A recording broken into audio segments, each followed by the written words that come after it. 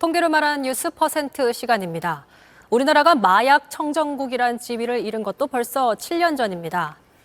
최근 20대 마약 사범이 급증하고 있지만 치료를 받는 건 마약 사범 가운데 단 2.4%뿐이었습니다. 무엇이 정말 문제인지 리포트 먼저 보시고 전문가와 얘기 나눠보겠습니다. 안지현 기자입니다. 취재진이 만난 한 20대 여성. 다이어트 약에서 시작해 마약류인 필로폰에 손에 대기까지 1년도 걸리지 않았는데 한 번도 자신이 중독이라고 생각하지 않았다고 합니다.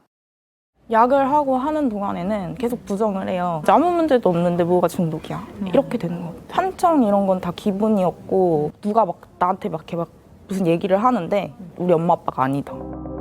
점차 일상생활이 불가능해졌고 치료엔 2년 가까운 시간이 걸렸습니다. 실제 우리나라 마약 사범은 이 여성과 같은 20대가 가장 많습니다. 대검찰청에 따르면 지난해 20대 마약 사범 비중은 전체의 31.6%, 30대와 합치면 57.2%에 이릅니다. 4, 5년 전에 제가 교육 다닐 때까지만 해도 교육으로 온 대상자들이 대부분이 40, 50대였었어요. 근데 오늘도 제가 교육하는데 다 20대였었어요. 엄청나게 폭발적으로 늘고 있다고 저는. 소셜미디어로 마약을 구하기 쉬운 데다 일부 20, 30대가 자신은 중독이 아니라며 위험성을 잘 모르는 게 이유입니다. 때문에 예방 교육이 필요하지만 초중고교에선 형식적인 교육에 그치고 실질적인 교육은 마약에 손을 대 치료가 필요한 마약 사범에게 뒤늦게 이루어지고 있습니다. 일단 시작을 했다는 거는 중독이 시작됐다는 거예요. 그러니까 중독은 뇌질환입니다. 그래서 자기 의지 갖고 해결되는 거는 아니에요. 그러니까 100만 명 이상이 훨씬 넘는다고 보는데 그중에 치료받는 인원은 뭐 0.1%도 안 됩니다. 마약과 관련해 저희가 주목한 퍼센트는요. 바로 2.4%입니다. 치료 보호나 치료 감호 조치를 통해서 국가로부터 치료를 받은 마약 사범은 지난해 449명. 전체 마약 사범 18,000여 명 중 단 2.4%뿐입니다.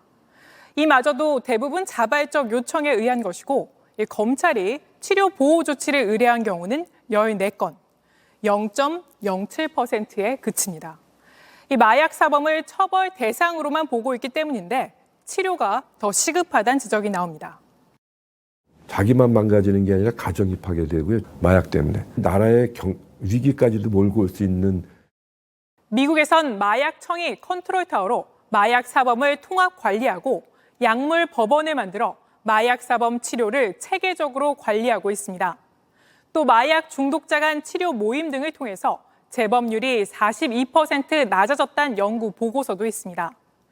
우리나라의 경우 마약 치료 지정병원이 21곳이 있지만 예산 부족 등의 이유로 단 2곳에서 대부분의 치료를 맡고 있고 중독자 간 치료 모임인 마약 중독 재활센터는 전국에 단 4곳뿐입니다. 이마저도 정부 지원 없이 운영하다 보니 수용 인원은 모두 다 합쳐도 20명이 채 안 됩니다. 지금까지 퍼센트의 안지연이었습니다.